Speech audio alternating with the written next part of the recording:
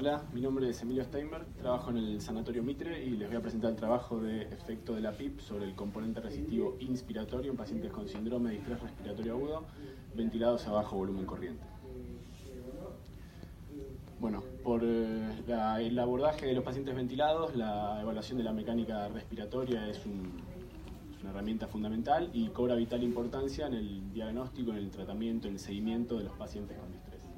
Por medio de una oclusión teleinspiratoria y teleexpiratoria se puede llegar fácilmente al conocimiento del componente elástico y resistivo del sistema respiratorio.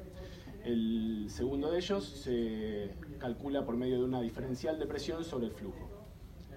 Cuando hablamos de la resistencia máxima del sistema respiratorio, esta fórmula se aplica diferenciando la presión pico menos la presión plató. Por medio de la técnica de sustracción elástica se llega a la resistencia máxima. Resistencia máxima que tiene dos componentes, dos subcomponentes. El primero de ellos es la resistencia inicial, que se le atribuye a la resistencia friccional ómica de la vía aérea y se calcula por medio de la diferencial de la presión pico menos la presión inicial por el método de interrupción rápida. Y el segundo de ellos, la resistencia diferencial, se obtiene por medio de la diferencia de la presión inicial y la presión plató, o simplemente restándole la resistencia mínima a la resistencia máxima, y se le atribuye al fenómeno de Pendeloop y al estrés de relajación de los tejidos, ya sea del pulmón como de la caja torácica. Cuando hablamos de la investigación de los pacientes con distrés, se le ha prestado vital importancia al componente elástico, dejando un tanto de lado en segundo plano al componente resistivo. Luego de una búsqueda bibliográfica encontramos dos trabajos que evalúan el efecto de la PIP sobre el componente resistivo inspiratorio. Ellos datan del año 91 y del año 95. El primero de ellos compararon pacientes sanos con pacientes con distrés a distintos niveles de PIP y observamos un comportamiento de la resistencia máxima creciente con el incremental de la PIP, sin grandes cambios en las resistencias mínimas, pero con un gran aumento de la resistencia diferencial a partir de los valores de 10, 15 y 20 de PIP. En el segundo de ellos, los comportamientos fueron similares, un aumento creciente, con los valores crecientes de PIP de la resistencia máxima, un aumento de la resistencia diferencial, pero en este trabajo experimentaron un descenso de la resistencia mínima.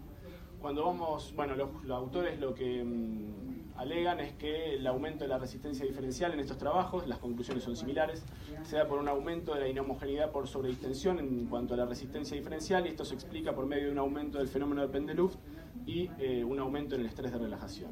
Cuando van a explicar los fenómenos que pasan en la vía aérea, en la resistencia inicial se le atribuyen un aumento del diámetro de la vía aérea mediada por la PIP. Cuando vamos al abordaje ventilatorio de estos pacientes, previos al ARTSNet, observamos que se ventilaron los pacientes con distrés con volúmenes corrientes elevados, con medias de 490 mililitros en el primer trabajo, y en el segundo trabajo los pacientes con distrés tuvieron medias de BT por encima de los 500 mililitros, con flujos bajos y tiempos inspiratorios elevados. Por esto que nos planteamos describir el comportamiento de los distintos componentes resistivos ante el incremento de la PIP en pacientes con síndrome de distrés respiratorio moderado severo ventilados con bajo volumen corriente y una estrategia de ventilación protectora.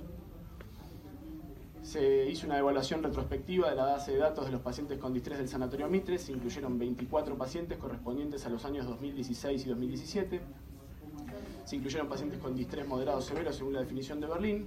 Acá tenemos la tabla 1, en la que observamos 24 pacientes, 13 de ellos del sexo masculino, con una PAFI a la inclusión de 130 más menos 30, lo que data de pacientes con síndrome de distrés moderado severo. Cuando vemos el seteo ventilatorio que utilizamos en estos pacientes, empleamos un volumen corriente bajo con una media de 5,81 mililitros kilo, un flujo cercano a los 60 litros minuto con una frecuencia elevada de 27 respiraciones por minuto como media. El seteo ventilatorio general se aplicó la guía de abordaje de distrés de la unidad con una modalidad de volumen control de 4 a 6 mililitros por kilo de peso predicho, con una onda de flujo cuadrática, con un tiempo de pausa seteado de 0,3 segundos, y se constató la ausencia de esfuerzos musculares por medio de la medición de presión esofágica. Se realizaron oclusiones teleinspiratorias de 2 segundos a distintos valores de PIP de manera decreciente, a niveles de 20, 15, 10, 5 y 0.